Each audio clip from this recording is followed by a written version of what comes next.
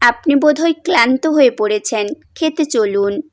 বলেই উমরকে পাশ কাটিয়ে চলে যেতে চাইল। অমনি তার হাতখানা ধরে নিল উমর। অদ্ভুত স্বরে বলল, অপেক্ষা করতে চাইছেন ইকরা বিবি?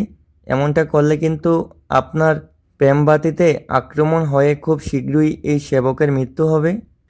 এগুলো কি ধরনের কথা ইমাম সাহেব? সত্যি কথা। আপনাকে আমি কখন উপেক্ষা করলাম? সব সময় করেন। দুষ্টুমি করে বলল ওমর। অথচ ইকরা এবার বেশ চটে গেল। কোনো কথাই বলল না সে। তা দেখে উমর বলল, কি হলো, কথা বলছেন না যে? আমি কি আপনাকে বেশি পরিমাণে রাগিয়ে ফেললাম ইকরা বিবি? আচ্ছা, ভুল হয়ে গেছে আমার। আর বলবো না এসব। এবার তো কথা বলুন। ভুল হয়েছে বললাম তো। কি করলে রাগ কমবে আপনার? আরে, আমি তো ভুলে গিয়েছিলাম, আপনার সালামিটা তো এখনো দেয়া হয়নি ইকরা বিবি। বলেই জুব্বা হতে মানিব্যাগ বের করে আনলো সে। পরপর ইকরার দিকে কয়েকটা হাজার টাকার টাটকা নোট বাড়িয়ে দিল। বলল, নিন, এটুকু চলবে কিনা বলুন, নাকি আরও লাগবে? প্রিয় ইকরা বিবি, এবার তো কথা বলুন। আপনার ইমাম সাহেব আর কখনো তার ইকরা বিবির সাথে এরকম মজা করবে না। মুখ ফিরিয়ে চাইলেন তবে এই সেবকের দিকে। তার কাণ্ডে হেসে ফেলল ইকরা। তৎক্ষণাৎ তার হাতে টাকাগুলো ধরিয়ে দিল উমর। বলল, চলবে? হুম। ছোট উত্তর ইকরার। চোখে মুখে মিষ্টি হাসি। বুঝাই যাচ্ছে স্বামীর থেকে প্রথম সালামি পেয়ে কতটা খুশি সে। তার হাসি মুখের দিক তাকিয়ে উমর হঠাৎ বলে উঠল, তাহলে এবার একটু জড়িয়ে ধরুন। বুকটা বড্ড আপনি আপনি করছে। আরেক দফা হাসল ইকরা। পরপর কোনরূপ দোনমনা ছাড়াই জড়িয়ে ধরল স্বামীকে। পিচঢালা রাস্তায় সবেগে চলছে একটা সাদা প্রাইভেট কার। ভিতরে ফুলের সাউন্ডে গান চালিয়ে ফুর্তি করছে একদল যুবক। আশেপাশের কোনো কিছুতেই তাদের তোয়াক্কা নেই। নিজেদের মতো উপভোগ করতে ব্যস্ত তারা। তবে এত এত আনন্দের ভিড়েও কেমন যেন একটা শূন্য শূন্য অনুভূতি হচ্ছে কৃষাণের। বন্ধুদের সাথে ঈদের দিন ট্যুরে যাওয়া কোনো নতুন ব্যাপার নয় তার কাছে। প্রতি বছরই কোথাও না কোথাও ট্যুরে যায় তারা। এবারও 2-3 দিনের জন্য সাজেক যাচ্ছে। তবে আগের মতো আনন্দটা খুঁজে পাচ্ছে না সে। বারংবার ভিতর সত্ত্বা কোনো এক অজানা কারণে বিষণ্ণ হয়ে উঠতে চাইছে। যার কারণ খুঁজতে গিয়ে ফুর্তির মাঝখানেই হঠাৎ করে নীরব হয়ে গেছে কৃষাণ। জানালা খুলে তাকিয়ে আছে বাইরের দিকে। আসার সময় একবারও হুমায়রার দিক ফিরে তাকায়নি সে। মেয়েটা তার পিছন পিছন এসেছিল গেট অবধি। মুখে ছিল মলিনতা, যা না তাকিয়েও বুঝতে পেরেছে কৃষাণ। কিন্তু তবুও ফিরে তাকায়নি সে। কারণ সে জানে ওই মুখপানে একবার ফিরে তাকালে কখনোই আর এখানে আসা হয়ে উঠত না তার। আজকাল যে তার বখাটে মনটা পুরোটাই তার নিয়ন্ত্রণের বাইরে চলে গেছে। বড্ড বেইমানি করে নিজের নিয়ন্ত্রণ সঁপে দিয়েছে ওই এক রমণীর কাছে। অথচ এর কোনোটাই কথা ছিল না, সবটাই অবাধ্যতা হয়ে গেল। অতিষ্ঠ হয়ে সিটে গা এলিয়ে দিল কৃষাণ। চোখ বন্ধ করতেই মানসপটে ভেসে উঠল সেই কাঙ্ক্ষিত মুখখানা। ছেলেটা আশ্চর্য হলো, আনমনে বলল, কি আজব! বলেছিলাম আমার বিন্দাস লাইফে মেয়েদের প্রবেশ নিষিদ্ধ। আরে মেয়ে কিনা একেবারে আমার বখাটে মনটাতেই ঢুকে পড়েছে। কিরে মামা, আজকাল তুই সব জায়গায় আমার সাইলেন্ট মোডে থাকিস কেন? বললেই বলিস শরীর ভালো লাগছে না। গর্ভবতী মহিলারাও মনে হয় এত অসুস্থ থাকে না। হাজারে বকবি, একেবারে ট্রাকের নিচে চাপা ফেলে মারবো তোকে, লাফাঙ্গা কোথাকার। বলেই আবারও চোখ বুজে রইল সে। রবির ইচ্ছে হলো এক ঘুষি মেরে গাড়ির বাইরে ফালিয়ে দিতে মির্জার ছোট ঝামেলাটাকে। তবে নিজের জানের ভয়ে তা করতে সম্ভব হলো না বেচারা। অগত্যা চুপ মেরে নিজের কাজে মন দিল। অপরাহ্নে সূর্য তখন তেজ হারিয়ে পশ্চিম আকাশে হেলে পড়েছে। তার মৃদু লাল আলোতে লোহিত হয়ে আছে ধরণী। গাছে থাকা ফুলগুলো নেতিয়ে পড়েছে, কিছু কিছু আবার মাটিতে লুটিয়ে পড়েছে। বারান্দার গ্রিল ঘেঁষে মিঠুকে নিয়ে দাঁড়িয়ে সেই দৃশ্য অন্যমনস্ক হয়ে উঠে দেখছে হুমায়রা। কৃষাণকে ছাড়া গুনে গুনে 3টা দিন থাকতে হবে তাকে। ভাবলেই কষ্ট হচ্ছে তার। এমন নয় যে বাসায় থাকলে সারাদিন তার সাথেই কাটাতো কৃষাণ। তবে মানুষটার বাসায় ফেরার জন্য তো সবসময় অপেক্ষা করে থাকতো সে। এখন সে অপেক্ষার সময়গুলো কাটবে মানুষটার দূরত্বের কথা ভেবে। মনে সৃষ্টি হবে বিষণ্ণতা। ইকরা বাড়িতে থাকলে হয়তো একটু ভালো লাগতো, কিন্তু বাড়িতে শুধু তার 2 শাশুড়ি আছে। আর হুমায়রার নিঃসঙ্গতার সঙ্গী হয়ে আছে মিঠু। আপাতত ওর সাথেই দিন কাটাতে হবে। ঘড়িতে তখন রাত 11টা পেরিয়ে গেছে। সাজেক পৌঁছে এক দফা ঘুরে মাত্র রিসোর্টে ফিরেছে কৃষাণরা। রবি, অভি ও সাইফুল এসেই বিছানায় গায়েলিয়ে দিয়েছে। কৃষাণ গিয়ে দাঁড়ালো করিডোরের দিকটায়। নীরব আকাশপানে কতক্ষণ চেয়ে থেকে প্যান্টের পকেট থেকে সিগারেটটা বের করলো। পরপর ঠোঁটের বাজে পুড়ে লাইটারটা জ্বালিয়ে দিল। মুহূর্তেই নিকোটিনের বিষাক্ত গন্ধে ভরে গেল আশপাশ। আজকে এখানে এসে আবারও নিকোটিনের দুনিয়ায় ফিরে গেছে সে। প্রথমে একটু দ্বিধা হলেও বন্ধুদের সঙ্গ দিতে গিয়ে সেই দ্বিধা ক্ষণিকের মধ্যেই উধাও হয়ে গেছে। তবে এত কিছুর মধ্যেও মনের কোথাও শান্তি খুঁজে পাচ্ছে না ছেলেটা। বিষণ্ণ মনটা শুধু ছুটতে চাইছে বাড়ির পথে। মনের ভিতর এমন অশান্তি রেখে ঠিকমতো ট্যুরটাও এনজয় করতে পারছে না। শূন্যতার বেড়াজালে মন আটকে পড়ছে বারবার। ঠিক তক্ষুনি কৃষাণের সকল শূন্যতাকে আরও বাড়িয়ে দিয়ে রবির ফোনে বেজে উঠল শীতম আহমেদের কণ্ঠে গাওয়া একটি গান। পরদিন সকালে ফজরে নামাজ আদায় শেষে বরাবরের মতোই বাগানের গাছের মধ্যে পানি দিচ্ছে হুমায়রা। ধরণী তখনও পুরোপুরি আলোকিত হয়নি। আশপাশ একদম নীরব হয়ে আছে। হুমায়রার চোখগুলো ঘুমে ঢুলছে। সারা রাত একটুও ঘুম আসেনি। এপাশ ওপাশ করেই কাটিয়ে দিয়েছে, যার দরুন চোখগুলো কেমন ভার ভার লাগছে। হঠাৎই হুমায়রার মনে হলো গেটের সামনে কৃষাণের অবয়ব দেখছে সে। ঘুমের তাড়নায় ভুলভাল দেখছে হয়তো মেয়েটা, তাই চোখগুলো বার কয়েক বন্ধ করে আবার সামনে তাকালো। না, ভুল নয়, চোখের সামনে স্বয়ং কৃষাণ মির্জাকেই দেখছে সে। ফ্যাকাশে চেহারা তার, সিল্কি চুলগুলো রুক্ষ এলোমেলো হয়ে আছে, চোখগুলো লাল বর্ণ ধারণ করেছে। দেখেই বোঝা যাচ্ছে নিদ্রার দেখা মেলেনি তাদের। এবড়ো থেবড়ো খোলা শার্ট, গলায় থাকা লকেটটাও ঠিক জায়গায় নেই। যাওয়ার সময় ঠিক যতটা পরিপাটি ছিল ঠিক ততটাই অগোছালো। বিস্ময়ে হতবিহবল হয়ে গেল হুমায়রা। অবিশ্বাস্য চোখের পাতা পড়ার আগেই দমকা হাওয়ার মতো অকস্মাৎ এসে তাকে আষ্টে পিষ্টে জড়িয়ে ধরল কৃষাণ। থমকালো রমণী। নরম দেহখানা ক্ষণিকের জন্য নড়তে ভুলে বসলো তার। কিয়ৎক্ষণ ওভাবেই স্ট্যাচু হয়ে রইল মেয়েটা। পিন পতন নীরবতায় থমকে আছে ভোরের স্নিগ্ধ পরিবেশ। হালকা মৃদু হাওয়ায় ক্ষণে ক্ষণে শব্দহীন দুলে উঠছে পত্তর। সেই সাথে এক পশলা সুখময় অনুভূতিতে দুলে উঠল দুটি ভিন্ন হৃদয়। অপ্রত্যাশিত এই সুখের সংস্পর্শে এসে নির্বাক হয়ে গেছে হুমায়রা। মস্তিষ্ক কাজ করছে না মেয়েটার। বারবার মনে হচ্ছে কোনো বিভ্রমে ডুবে আছে সে।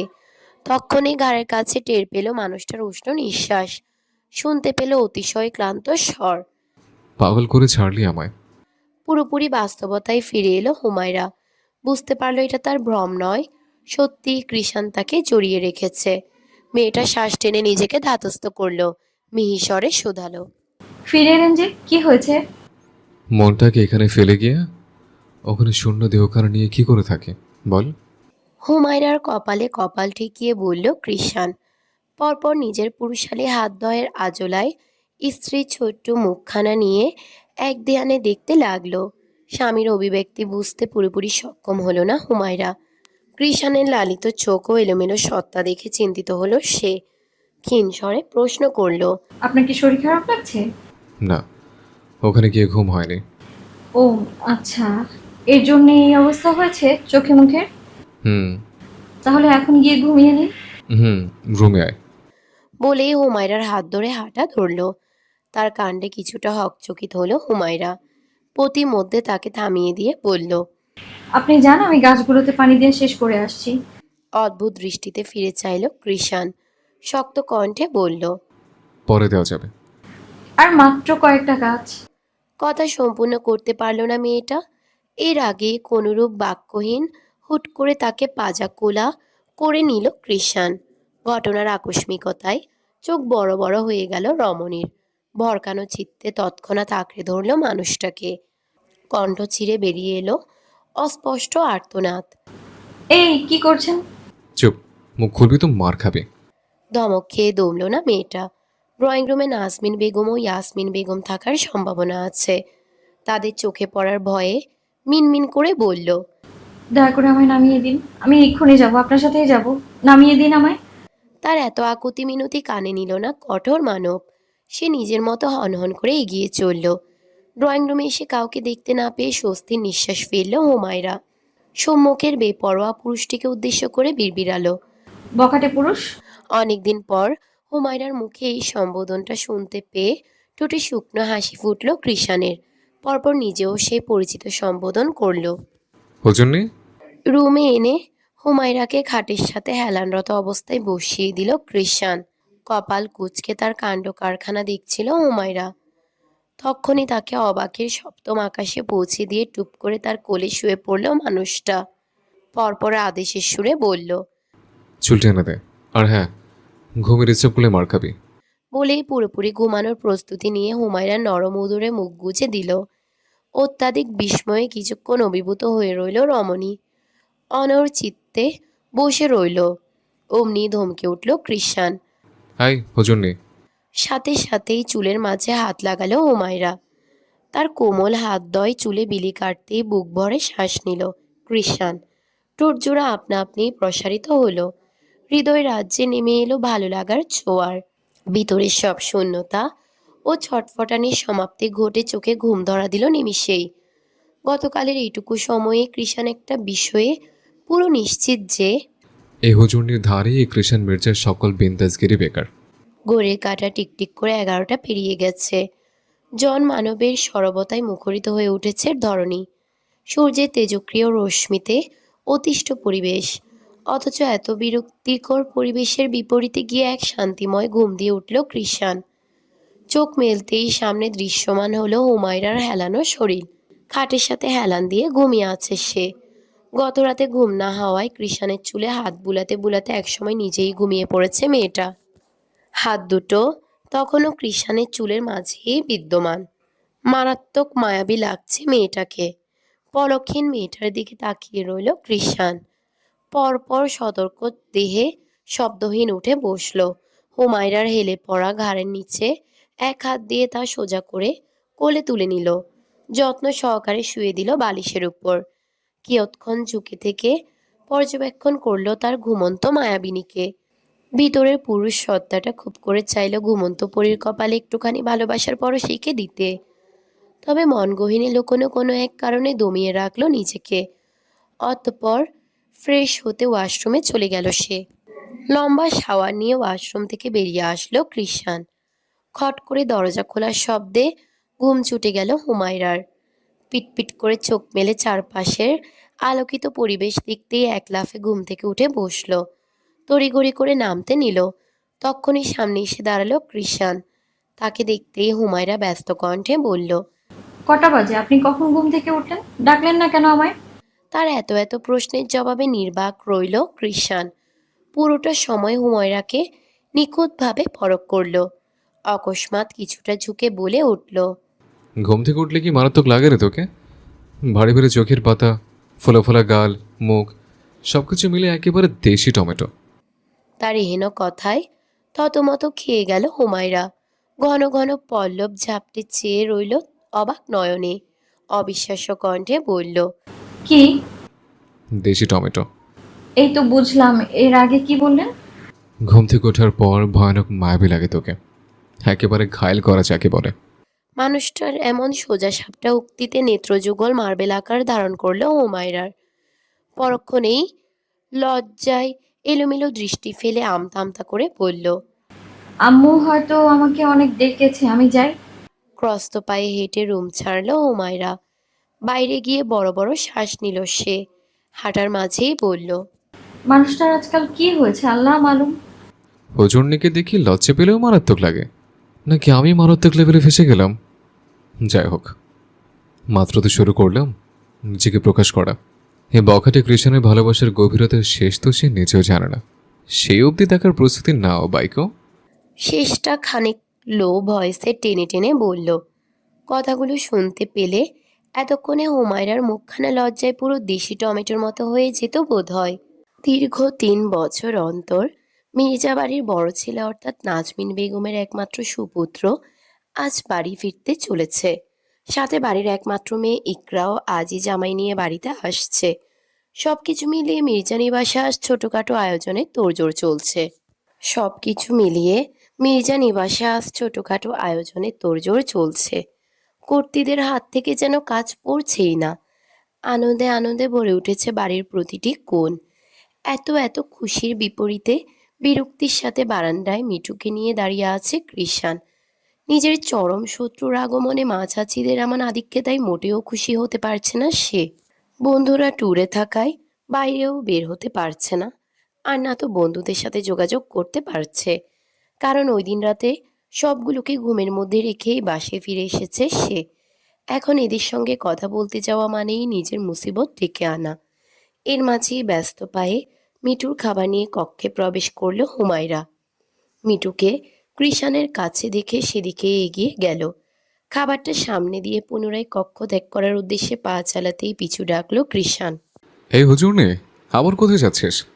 আর কোথায়, রান্নাঘরেই যাচ্ছি। দরকার নেই। মানে? মানে তুই আজকে রান্না করবি না, কেন? কারণ আমি নিষেধ করেছি। তুই এই লাফাঙ্গার জন্য আজকে রান্না করবি না। আমি কি শুধু তার জন্য রান্না করছি? ইকরাও তো আসে, সাথে ঘরের সবাই খাবে। এত কথা বলতে বলেছি তোকে? বলেছি রান্না করবি না মানে করবি না। আপনি এমন কেন? কেমন? এই যে এরকম করছেন, আপনাকে পুরো হিংসুটে মনে হচ্ছে। হুমায়রার কথায় তেমন একটা রিয়েক্ট করলো না কৃষাণ। চুপচাপ নুয়ে মিঠুকে ফ্লোরে বসিয়ে দিল। পরপর সোজা হয়ে একেবারে মেয়েটাকে ঘেঁষে দাঁড়ালো। কিছুটা ঝুঁকে ভারী স্বরে বলল, মনে হওয়ার কিছু নেই, আমার সবটা হিংসুরের স্বভাবে ভরপুর, তবে সেটা শুধু তোকে ঘিরে। তোর ক্ষুদ্র অতি ক্ষুদ্র ব্যাপারেও কারো উপস্থিতি আমাকে হিংসার আগুনে পোড়ায়। সুতরাং ওই লাফাঙ্গার বাড়ি ফেরার উদ্দেশ্যে তুই আজকে রান্না করবি, আর তোর রান্না কি ওই লাফাঙ্গার প্রশংসা করবে? এটা আমার সহ্য হবে না। হুমায়রার চকিত দৃষ্টি খুব কাছ থেকে পরখ করতে লাগলো মানুষটাকে। মানে লোকটা এতটা জেলাস তাকে নিয়ে, অথচ নিজে তো কখনো তার রান্না মুখেই নেয় না। আর মানুষ খেয়ে প্রশংসা করলেও দোষ। মেয়েটা হুট করেই বলে বসলো, আমি মানুষের জন্য রাঁধতে পারবো না তো কার জন্য রাঁধবো? আপনি তো ঘরে খাবারই খান না। উত্তর কিয়ৎক্ষণ নীরব রইল কৃষাণ। পরপর হুমায়রার কৌতূহলী দৃষ্টির পানে চেয়ে উত্তর করল, আচ্ছা, এখন থেকে না হয় ঘরেই খাবো, তবে হ্যাঁ, খাবার কিন্তু তুই খাইয়ে দিবি। কৃষাণের প্রথম কথাটা শুনেই খুশিতে গদগদ হুমায়রা। শেষের কথাটা এক প্রকার কানেই নিল না, অমনি স্বীকারোক্তি দিয়ে দিল। ঠিক আছে। মেয়েটার উচ্ছ্বাসিত চেহারা দেখে কিঞ্চিত হাসল কৃষাণ। পরক্ষণেই নির্দিষ্ট দূরত্বে এসে আদেশ ছুড়ল, যা, এবার লক্ষ্মী বউয়ের মতোই স্বামীর জন্য রান্না শুরু কর গিয়ে। কি কি খাবেন আপনি? তোর যা ভালো লাগে তাই কর। কথা বাড়ালো না হুমায়রা। স্বামীর কথা মতোই রান্নাঘরের দিকে হাঁটা ধরল। প্রতিদিনের রান্নাবান্নার কাজ হুমায়রার হাতে তুলে দিলেও আজকে তা নিজ হাতে তুলে নিলেন নাজমিন বেগম।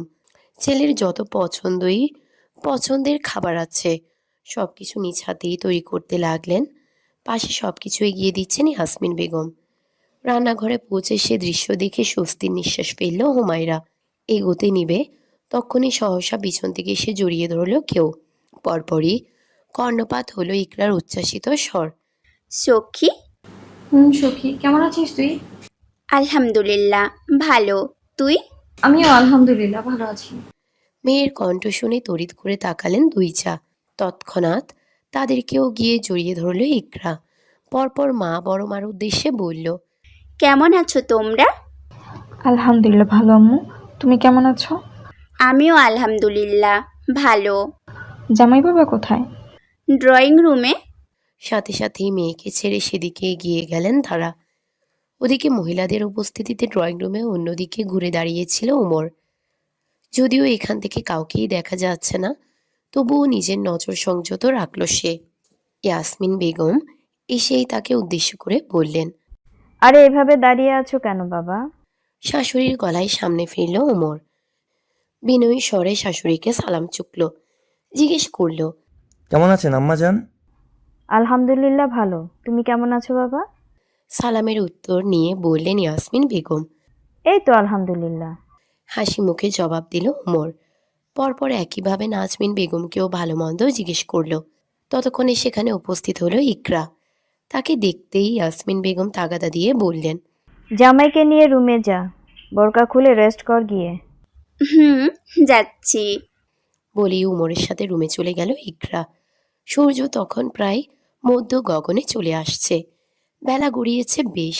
ঘড়িতে তখন আনুমানিক 11টার কাছাকাছি বাজে। রাস্তা দিয়ে চিন্তিত ভঙ্গিতে হেঁটে চলেছে দুজন রমণী। বয়স 20-এর কোটায় পৌঁছেছে। তন্মধ্যে আরিয়া নামক মেয়েটি বলল, তো এখন কি সিদ্ধান্ত নিলি তুই? কি করব মানে কি? ওই লোককে আমার ছোটবেলা থেকেই পছন্দ না। আর সবচেয়ে বড় কথা, ঘরের পাশে ঘর। এত কাছাকাছি বিয়ে করতে যাব নাকি আমি? আজও ছোটবেলা ওই লোকের সাথে খেলার সময় কত মারপিটও করেছি আমি। কারোর সাথে না পারলে তিনি তখনও নিজের মাকে এনে লাগিয়ে দিতেন, মানে জাস্ট অসহ্য। আমি ছোট থেকেই ওনার মেরুদণ্ডহীন আচরণের জন্য ওনাকে দেখতে পাই না। হ্যাঁ, আম্মু আব্বুর কাছে ওনার এই দিকটা ভালো মনে হলেও আমার কাছে বিরক্ত লাগে। আবার সে নাকি অনুষ্ঠান করে বিয়ে করবে না, মানে সবকিছু আমার চয়েসের বাহিরে। আমি জিনিয়া রহমান কখনোই ওই মদন আলভি মির্জাকে বিয়ে করব না। রহমান বাড়ির একমাত্র আদরের মেয়ে জিনিয়া রহমান। অতিরিক্ত আদরে বড় হয়েছে বিধায়ী রাগ জেদ বড্ড বেশি তার। ভার্সিটির প্রথম বর্ষে পড়াশোনা করে সে। দেখতে অসম্ভব সুন্দরী। এক প্রকার ছেলেদের লাইন লেগে থাকে তার পিছনে। গতকাল রাতে হঠাৎ করেই তাকে জানানো হয় যে পাশের বাড়ির সে অসহ্য আলভি মির্জার সাথেই নাকি মা বাবা তার বিয়ে ঠিক করে রেখেছে। আজকেই বিদেশ থেকে ফিরছে সে। তারপর কিছুদিনের মধ্যেই তার বিয়ে। মাকে সাথে সাথেই না করে দিয়েছে জিনিয়া। তবে ভদ্রমহিলা মানতে নারাজ। বান্ধবীর থেকে সব ঘটনা শুনে বলার মতো কিছুই খুঁজে পাচ্ছে না আরিয়া। সে অসহায় কণ্ঠে বলল, কি বলবো বুঝতেছি না। তোর যা ভালো মনে হয় তাই কর, আমি পাশে আছি। দেখছি কি করা যায়। আম্মু না মানলে ভাবছি ওই মদন লোকের সাথেই কথা বলে বিয়েটা ভাঙবো। হ্যাঁ, এটা করলে পারিস। জোহরের সালাত শেষে কৃষাণের জন্য খাবার হাতে কক্ষে প্রবেশ করল হুমায়রা। তখন নাজমিন বেগমের রান্না শেষে কৃষাণের জন্য তার পছন্দের শুকনো মরিচের ভর্তা ও চিংড়ি মাছ রান্না করেছে সে। ইকরার থেকে জেনেছে মাছ মাংস কৃষাণের খুব একটা পছন্দ না। এই দুটো জিনিসই বেশি পছন্দ করে সে। রান্নার পুরোটা সময় ইকরা হুমায়রার পাশেই ছিল আর বিভিন্ন গল্প করেছিল দুই বান্ধবী। মাত্রই একসাথে সালাত আদায় করে নিজের রুমে গিয়েছে ইকরা। দরজায় হুমায়রার অবয়ব নজরে আসতেই শটান দেহে শোয়া থেকে উঠে বসল কৃষাণ। হাতে থাকা ফোনটা সাইডে রেখে বলল, কাম হিয়ার বাইকো।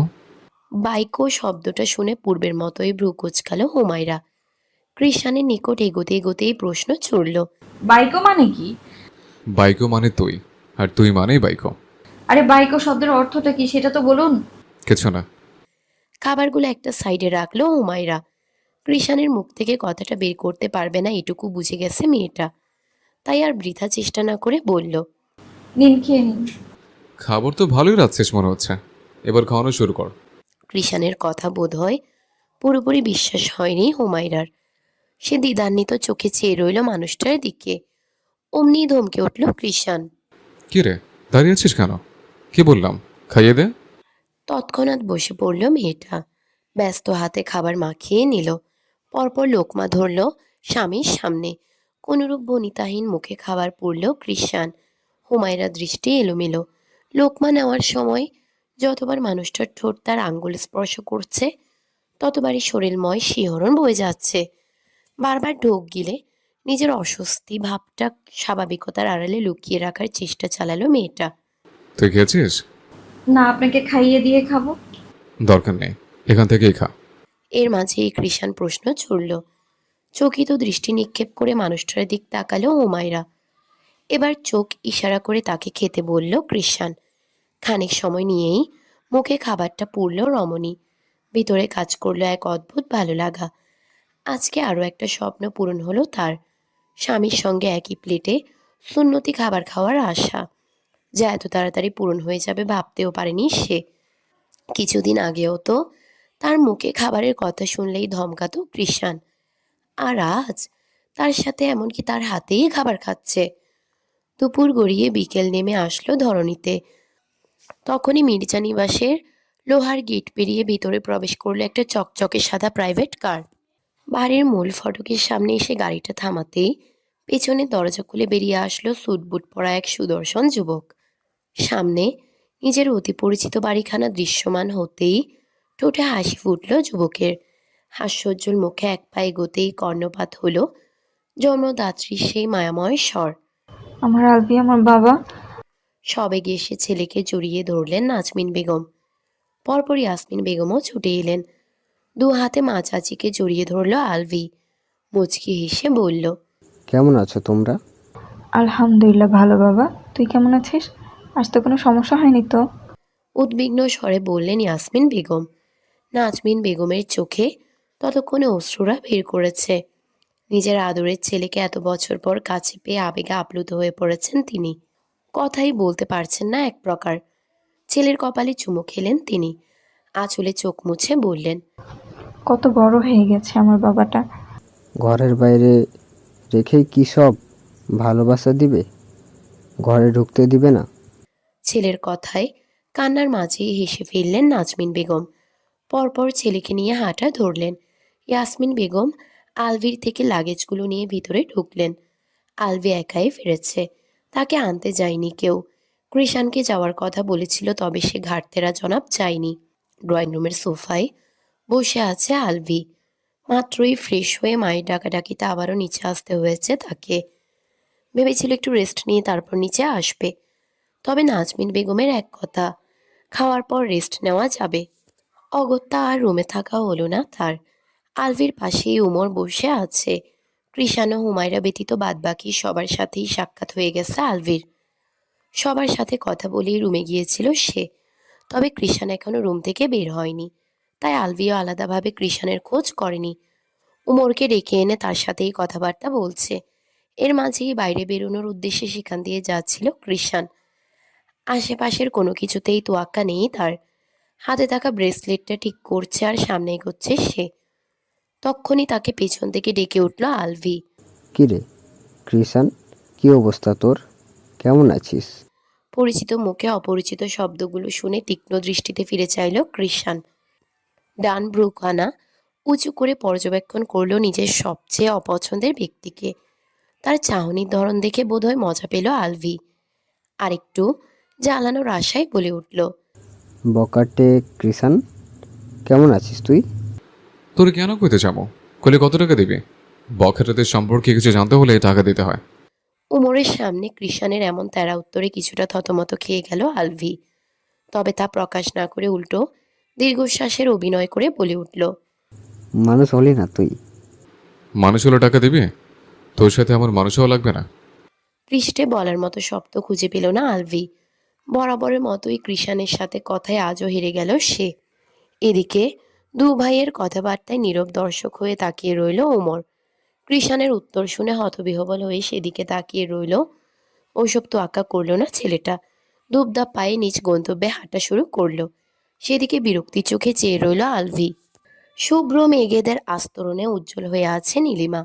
তার খানিক পশ্চিমে অবস্থান করছে তেজস্ক্রিয় দিবাকর। মাঝে মাঝে ক্ষণিকের জন্য মেঘমালারাও তাকে আবর্তিত করে ফেলছে। তখনই ধরণীতে নেমে আসছে হালকা শান্তির ছায়া। রুমের মধ্যে ঘুম ঘুম চোখে বসে আছে হুমায়রা। আজকে দুপুরে ঘুমোতে পারেনি সে। আলভির আগমনে তার নানা বাড়ির লোক ও হুমায়রার ফুপি শাশুড়িরা সবাই এসেছে।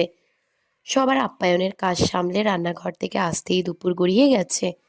এরপর নামাজ ও খাওয়া দাওয়ার পর্ব চুকিয়ে মাত্রই রুমে এসে একটু বসেছে মেয়েটা। একটু পরে আসরের আজান পড়বে তাই আর ঘুমায়নি। তার সামনেই বাইরে বেরোনোর জন্য তৈরি হচ্ছে কৃষাণ। রবি ওরা ট্যুর শেষ করে চলে এসেছে, তাদের কাছেই যাচ্ছে সে। আই হুজুর নেই। পরিচিত ডাকটায় পুদে আসা চোখ জোড়া তড়িৎ মেলে তাকালো হুমায়রা। চোখের সামনে দৃশ্যমান হলো তার বখাটে পুরুষের অবয়ব। পরনের কালো শার্টটার সবগুলো বোতাম খুলে সিলভারের ব্রেসলেট পরিহিত বাঁ হাতখানা প্যান্টের পকেটে পুরে পুরো বখাটে স্টাইলে দাঁড়িয়ে আছে সে। হঠাৎ করে হুমায়রার দিক একটু ঝুঁকলো মানুষটা। অমনি গলায় থাকা লম্বা চেইনটা ঝুলে পড়ল। ওভাবেই শান্ত কণ্ঠে বলল, বসে বসে ঘুমাচ্ছিস কেন? কই না তো, এমনিতেই একটু চোখ লেগে আসছিল আর কি। ঘন ঘন পল্লব ঝাপটে চোখ জোড়া স্বাভাবিক করে জবাব দিল হুমায়রা। পৃষ্ঠে কৃষাণ আফসোসের স্বরে বলল, চোখ লাগা আর ঘুমানো বোধ হয় আলাদা ব্যাপার, তাই না? আজ বখাটে বলে এত সব জানি না। আপনি তো দেখছি বেশ কথা পেঁচানো লোক।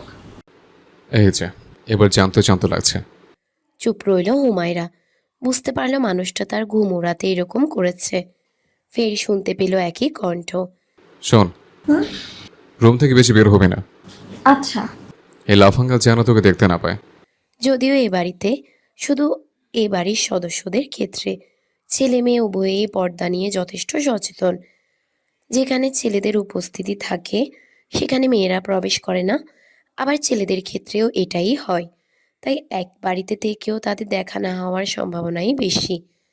দেখা হলেও কাকতালীয়ভাবে ড্রয়িং রুমে হতে পারে, তবে রুম থেকে বেরোলে সম্পূর্ণ পর্দা নিয়েই বের হয় মেয়েরা। আর হুমায়রাকে তো খুব ভালো করেই চেনে কৃষাণ। ও যে কখনো কোনো পুরুষের সামনে যাবে না এইটুকু নিশ্চিত সে। কিন্তু আলভিকে নিয়ে 1% গ্যারান্টি নেই তার। মানুষটার মতো অত কিছু ভাবতে গেল না হুমায়রা। সে বাধ্য স্ত্রীর মতো উত্তর করল।